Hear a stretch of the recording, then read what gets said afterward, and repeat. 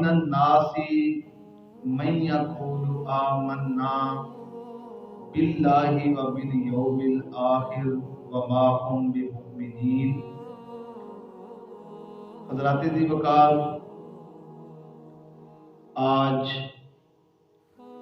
جو عنوان ہے وہ حضرت اویس کرنی رضی اللہ تعالی عنہ آپ کی سیرت اور کردار کے حوالے سے چند باتوں کو میں عرض کروں گا۔ 3 رجب کو آپ کا وصال اور ملال تھا، اسی مناسبت سے کچھ چیزیں میں نے عرض کرنی ہے۔ اللہ فرماتا ہے وَمِنَ النَّاسِ مَن يَقُولُ آمَنَّا بِاللَّهِ وَبِالْيَوْمِ الْآخِرِ وَمَا هُمْ بِمُؤْمِنِينَ۔ اللہ فرماتا ہے کہ اے میرے نبی، لوگوں میں سے کچھ لوگ جو تیرے سامنے آ کے یہ کہتے ہیں کہ ہم اللہ پہ ایمان لائے، یوم آخرت کو بھی مانتے ہیں، لیکن اللہ فرماتا ہے کہ وما ہم بمؤمنین، یہ مومن نہیں ہے، یہ جھوٹ بول رہے ہیں۔ سامنے آ کے کلمہ پڑھنے والے تلفظ کے ساتھ، آراب کے ساتھ عربی میں ترجمہ پڑھ رہے ہیں، اور اللہ فرما رہا ہے کہ یہ جو کلمہ پڑھتے ہیں اور کہتے ہیں کہ ہم اللہ پہ ایمان لائے اور یوم آخرت پہ ایمان لائے، اللہ فرماتا ہے کہ یہ ایمان والے نہیں ہیں۔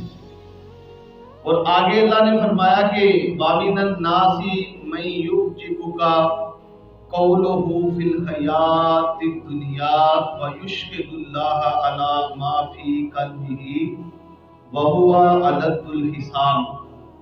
فرمایا کہ اے میرے نبی کہ یہ لوگوں میں سے کچھ لوگ آپ کے سامنے بڑی میٹھی میٹھی باتیں کرتے ہیں اور اس پر اللہ کو گواہ بناتے ہیں اور قسم بھی اٹھاتے ہیں۔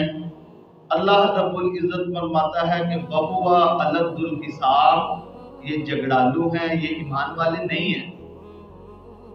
کہنے کا مقصد یہ ہے کہ سامنے آ کے عربی میں تلفظ کے ساتھ حضور کے سامنے آ کے کلمہ پڑھنے والے کا اللہ کلمہ قبول نہیں کر رہا، اور میرے اور آپ کے قریب آقا یمن کی طرف منہ کر کے اپنے بٹن کھول کے، حضرت داتا صاحب نے بھی یہ لکھا، امام شارانی نے بھی لکھا، اور دیگر سیرت نگاروں نے یہ واقعہ لکھا کہ حضور اکثر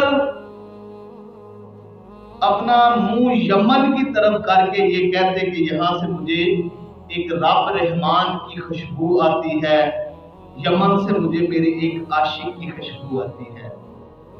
جس نے دیکھا نہیں، جس نے حضور کی زیارت نہیں کی، حضور یمن کی طرف منہ کر کے فرما رہے ہیں کہ مجھے میرے عاشق کی خوشبو آتی ہے۔ اور کچھ وہ لوگ جو سامنے آ کے کلمہ پڑھتے ہیں اور کلمہ پڑھنے کے بعد اللہ اور یوم آخرت پہ ایمان لا کے قسم اٹھاتے ہیں، اللہ فرماتا ہے مجھے قبول نہیں ہے۔ میرے نبی فرماتے ہیں مجھے اویس کا عشق قبول ہے، یمن سے ہے، اور وہ آئے کیوں نہیں؟ دادا صاحب نے لکھا ماں بوڑھی تھی، نابینا تھی، فالج زدہ تھی، 2 دفعہ آئے، حضور سے ملاقات نہیں ہوئی، اپنی ماں سے اجازت مانگتے ہیں اور کہتے ہیں کہ اماں جان حضور کی زیارت کرنی ہے۔ تو کہا بیٹا میں بوڑھی ہوں، نابینا بھی ہوں، فالج بھی ہے، جاؤ اگر حضور سے ملاقات ہو جاتی ہے تو ٹھیک ہے، انتظار نہ کرنا، اگر نہ ملے تو واپس آ جانا۔ تو حضرت ذی وقار حضرت اویس کرنی رضی اللہ تعالی عنہ، میں کہتا ہوں کہ ماں گھر بیمار ہے، باپ بوڑھا ہے، تم کس طرح تبلیغ کے دورے پہ چلے جاتے ہو جبکہ گھر میں ماں بوڑھی ہے، بیمار ہے، تمہارے حقدار ہے خدمت کی کہ تم نے اس کی اپنی ماں کی خدمت کرنی ہے۔ یقین کریں کس طرح لوگ، اور حضور علیہ الصلوۃ والسلام کے پاس ایک صحابی آئے، عرض کی یا رسول اللہ مجھے اجازت دیجئے کہ میں نے جہاد میں حصہ لینا ہے۔ تو آپ نے فرمایا کہ کیا تیرے والدین زندہ ہیں؟ تو اس نے کہا جی یا رسول اللہ۔ تو میرے اور آپ کے قریب آقا نے فرمایا کہ اپنے والدین کی جا کے خدمت کرو، یہی تمہارے لیے جہاد کا ثواب لکھ دیا جائے گا۔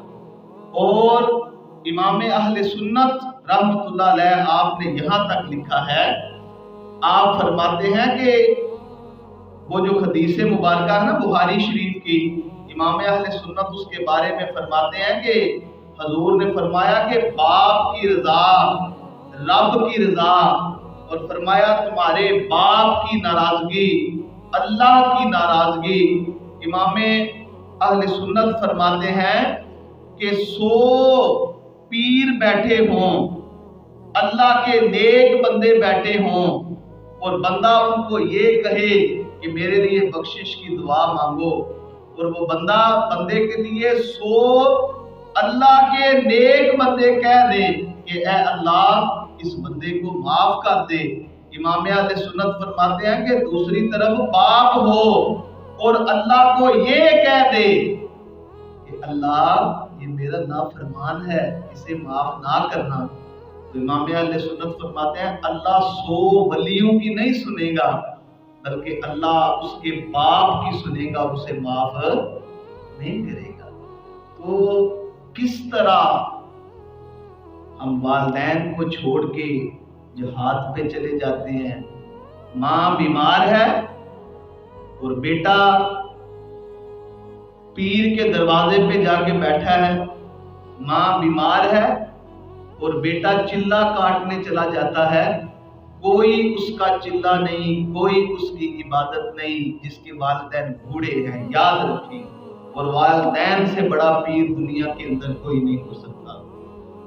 تو ماں نے اجازت صرف اتنی دی کہ بیٹا تم جاؤ، اگر حضور نہ ملے تو واپس آ جانا۔ اب ایسے کرنی، جب حضور علیہ الصلوۃ والسلام کے دروازے پہ گئے، آپ نے دستک دی تو اندر سے عائشہ صدیقہ رضی اللہ تعالی عنہا، آپ نے پوچھا کون؟ کہا کہ ایک قرن سے فقیر آیا ہے، حضور علیہ الصلوۃ والسلام سے ملاقات کرنی ہے۔ تو آپ نے فرمایا وہ تو شاید مسجد میں ہوں گے یا شاید باہر گئے ہوں گے، تو تم باہر کہیں دیکھ لو۔ تو آپ نے کہا کہ نہیں میں جاتا ہوں، اگر آ جاتے ہیں تو یہ آپ نے کہہ دینا ہے کہ یہ ایک قرن سے آپ کو بندہ ملنے آیا تھا جس کا نام اویس تھا۔ تو حضرت عائشہ صدیقہ رضی اللہ تعالی عنہا فرماتی ہیں ٹھیک ہے۔ حضور علیہ الصلوۃ والسلام جب گھر تشریف لائے نا، تو اماں عائشہ صدیقہ کے سوال سے پہلے ہی حضور فرماتے ہیں کہ عائشہ آج کوئی آیا تھا؟ عائشہ صدیقہ عرض کرتی ہیں یا رسول اللہ آپ کو کیسے پتا چلا؟ فرمایا کہ مجھے آج گھر سے خوشبو آ رہی ہے کہ آج کوئی میرا عاشق تھا۔ تو یا رسول اللہ وہ آپ اس کے ملنے کے بغیر کیسے چلے گئے؟ میرے اور آپ کے قریب آقا نے فرمایا کہ عائشہ اس کی ماں بوڑھی ہے، وہ اپنی ماں کی خدمت کی وجہ سے میرے ساتھ اس کی ملاقات نہیں ہوئی، تو وہ میرے ساتھ پیار کرتا ہے۔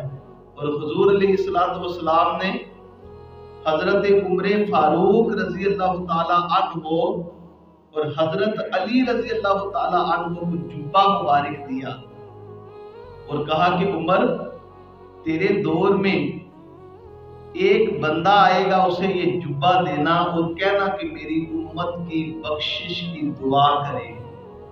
میں قربان جاؤں کہ اس عمر کو کہہ رہے ہیں جس کی نیکیاں آسمان کے ستاروں کے برابر ہیں، اس عمر کو کہہ رہے ہیں جو چلتے دریا کو حکم دیتا ہے تو دریا رک جاتا ہے، اس عمر کو کہہ رہے ہیں جس کا اپنا مقام اور مرتبہ یہ ہے کہ حضور معراج پہ گئے तो देखा कि एक बहुत खूबसूरत महल है और वो शीशे का ट्रांसपेरेंट था, वो बना बड़ा खूबसूरत महल, ऊपर लिखा हुआ था कुरैशी का महल।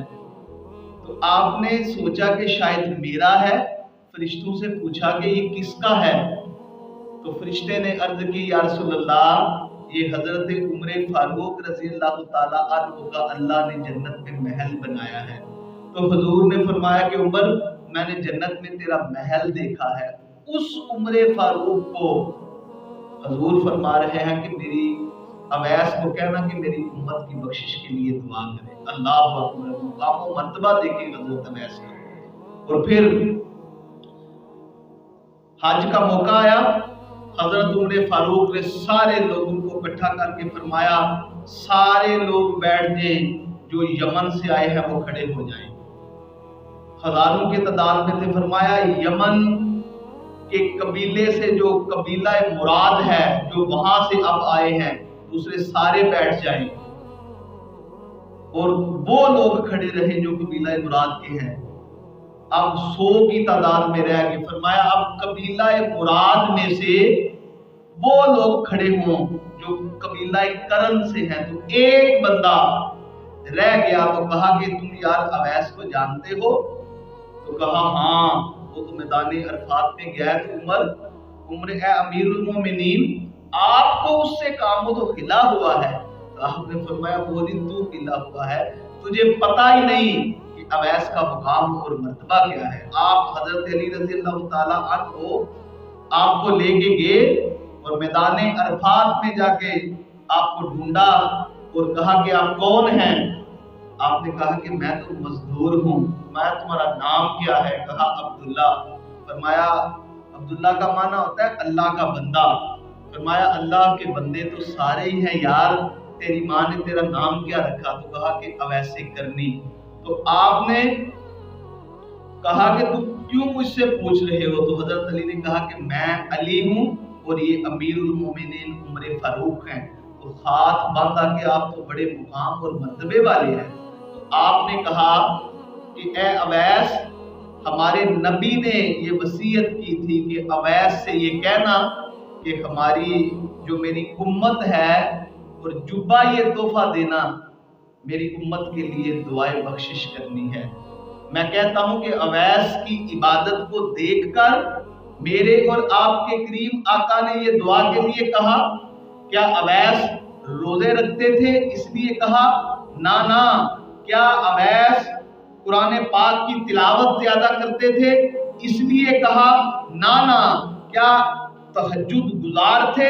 वो तो थे ही, लेकिन एक कहा कि सबब ये है कि इसकी इबादत की वजह से ये नहीं कहा, इसके रोजे की वजह से ये नहीं कहा, इसके दीगर जितने नवाफिल हैं उसकी वजह से ये नहीं कहा, बल्कि इसलिए कहा कि माँ की खिदमत का सिला है कि जब ये हाथ उठा देता है तो अल्लाह इसके हाथों की लाज रख ले।